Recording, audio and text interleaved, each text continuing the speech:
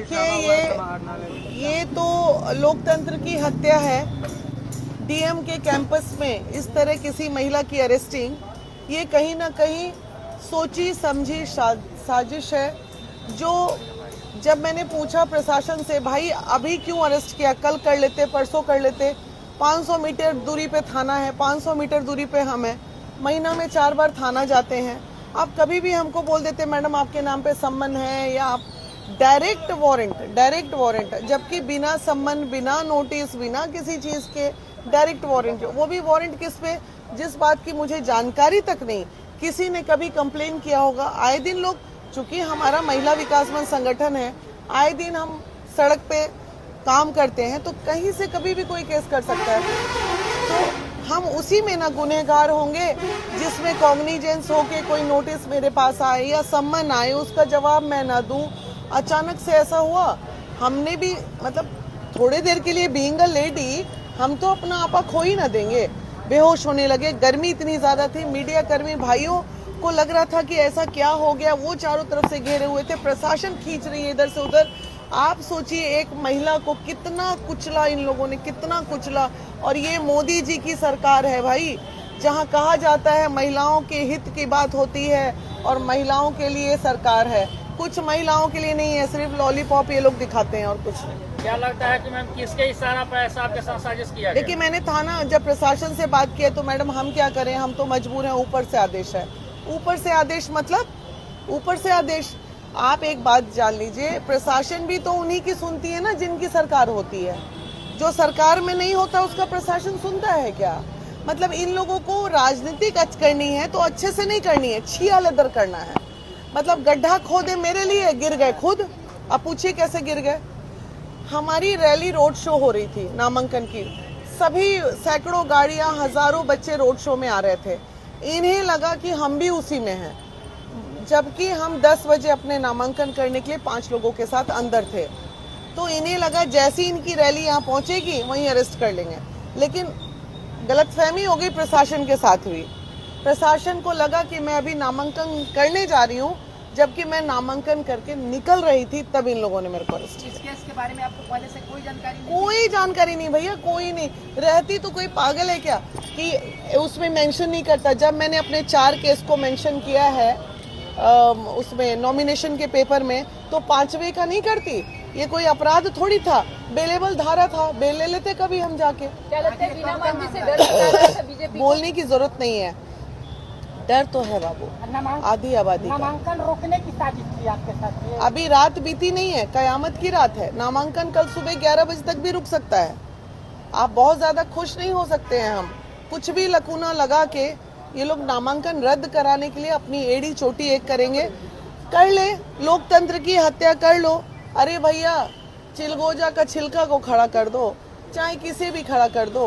सरकार तो तुम्हारे माने 40 साल आपके हाथ में सरकार रहा, पेट नहीं भरा। कितना बड़ा पेट हो गया आप लोग का। किसी नए व्यक्ति को आने दीजिए जो समाज में 14 साल मैंने समाज सेवा किया, और आज जब मैं कुछ करना चाह रही हूँ समाज के लिए और अच्छा, तो आपके गले की हड्डी हो गई मैं। ये क्या अच्छी बात है? क्यों पड़ी हुई है? इसलिए क्योंकि हम उनके गले की हड्डी बन गए हैं। वजह क्या है? वजह क्या है? क्या लगता है कि बैस वोट में सेंधमारी कर रहे हैं बिना मानवी? सही बात है। आज तक कायस्थ बिना वैट्स के वोट के नहीं जीते हैं।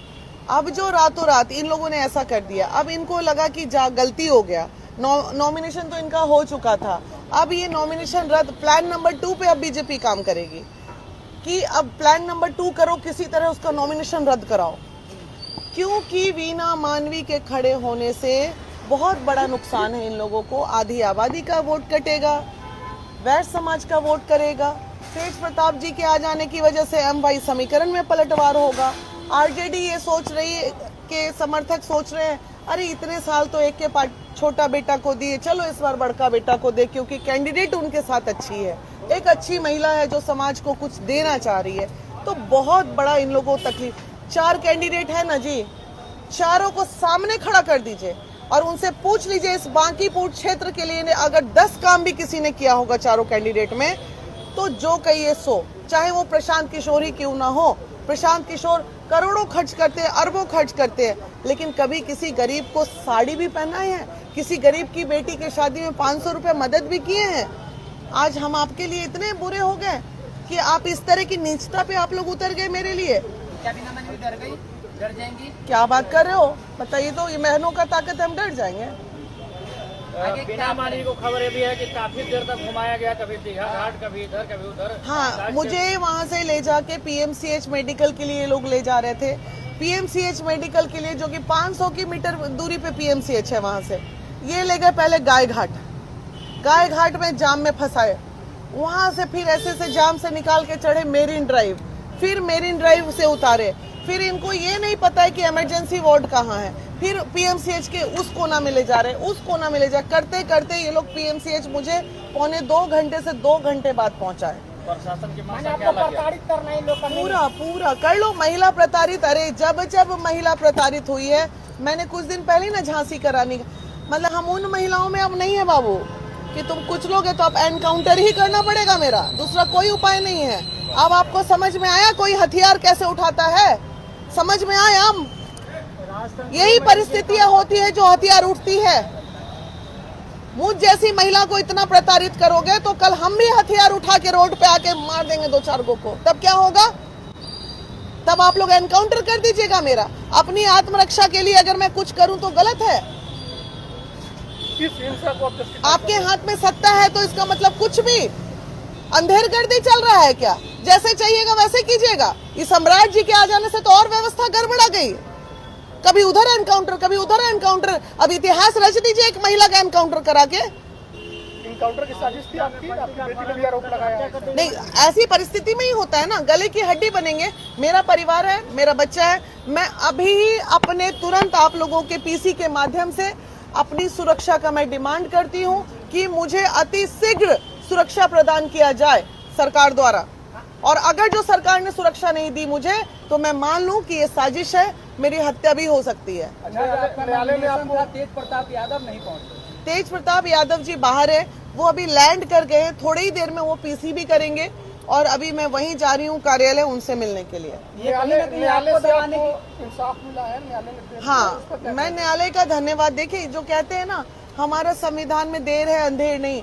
जैसे ही वहां जाके मैं हाथ जोड़ के खड़ी हो गई, न्यायालय के से ज्यादा वहां जितने एडवोकेट्स थे, कम से कम 15-20 एडवोकेट जिनको मैं नहीं पहचानती थी। मैडम घबराइए नहीं, हम बेल करवा रहे हैं। मैडम क्या है, मतलब मुझे कुछ आइडिया नहीं था, सभी उन लोगों ने कराया और तुरंत सारी स्थिति को देखते हुए उन्होंने।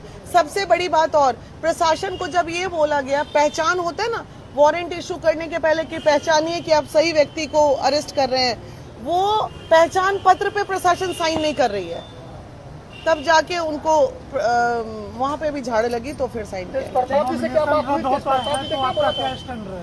फिर तेज प्रताप जी ने क्या कहा आपको? उनसे बात हुई थी आपकी गिरफ्तारी के बाद? मेरी तो बात ही नहीं हो पाई। समर्थक लोगों की बातें हुई हैं, उन्होंने तुरंत मुझे मैसेज किया है, घबराइए मत। आप वो वीडियो भी बना के आपके? अच्छा, मैंने देखा नहीं अभी, क्योंकि मैं खुद बहुत परेशान। आप मेरी मानसिक स्थिति आप लोग समझ सकते हैं। सरकार पर काफी गुस्सा में नजर आ रहे थे। बोल रहे हैं कि एक महिला के साथ ये किया गया है, हम कृष्ण भगवान ने पूजा की है, सुदर्शन चक्र चलाएंगे। आप देखिए, एक महिला हूँ ना मैं, आखिर एक महिला कितना लड़ेगी? ये जो कहते हैं ना, द्रौपदी की तरह ये लोग चीरहरण, पहले चरित्र का चीरहरण, उससे नहीं हुआ तो सोशल मीडिया का चीरहरण, उससे नहीं हुआ तो इस तरह का चीरहरण। भाई, आप लोग क्यों इस तरह से करते हो? आखिर मैं मोदी जी से पूछना चाहती हूँ कि आपकी सरकार है और आपकी सरकार में इस तरह से लोकतंत्र की हत्या हो रही है। ये लोकतंत्र नहीं, ये राजतंत्र है। और इस तरह आप एक काम करने वाले व्यक्ति को अगर आगे परेशान करोगे तो कैसे होगा? भावुक क्यों हो रहे हैं आप? डर मुझे किसी का नहीं है, मुझे दुख है। डर क्यों रहेगा मुझे? डरती तो मैं यहाँ तक पहुँचती। डर वर नहीं है मेरे में, शर्म के आंसू है ये कि एक महिला को कुचलने के लिए पूरा का पूरा बिहार सरकार लग गया। नितिन नवीन का सीट है ये, हालत खराब हो गई नितिन नवीन की, पुलिस के अरेस्ट करा के ले गया मेरे को। शर्म नहीं आई? बड़े बड़े क्रिमिनल, बड़े बड़े अपराधी, जिसमें 7 को हत्याकांड चल रहा है, जिसमें रेपिस्ट सब बैठे हुए सत्ता में, और मेरे पे बेलेबल धारा पे अरेस्टिंग हो रही है। क्यों नहीं अरेस्ट करते हैं? अभी रेप हुआ है ना, जाके अरेस्ट कीजिए ना। एनकाउंटर कीजिए ना। स्टेशन से बंटी यादव को उठाया सत्ता में बैठे हैं तो रंगदारी। हाँ, ये तो महिला सम्मान की बात करती है सरकार, मोदी जी हो या फिर सम्राट चौधरी नीतीश कुमार, महिला सम्मान की बात कर रहे हैं। काहे का महिला सम्मान? हाँ, क्या महिला सम्मान के लिए करते हैं ये जरा बताइए तो। जब कोई रेप हो, वीना मानवी महिला विकास मंच रोड पे। जब कोई हत्या हो, वीना मानवी की टीम रोड पे। जब कोई व्यवसायी मरे, वीना मानवी की टीम रोड पे। तो आप लोग करते क्या है जरा ये ना बताइए हमको। और गड्ढा खोदे मेरे लिए, खुद गिरिएगा उस गड्ढे में आप लोग। आज पूरे दिन आपके साथ ऐसा कुछ हुआ, आप जनता से क्या बोलेंगे बिना? जनता सब देख रही है, जनता समझदार है। आंदोलन होगा, युवाओं के अंदर आग आ गई है कि एक अगर सच्ची महिला रोड पे आई है, ना पैसा है ना कुछ है। मैं चुनाव, लोगों के बहनों के प्यार पे मैं चुनाव लड़ रही हूँ।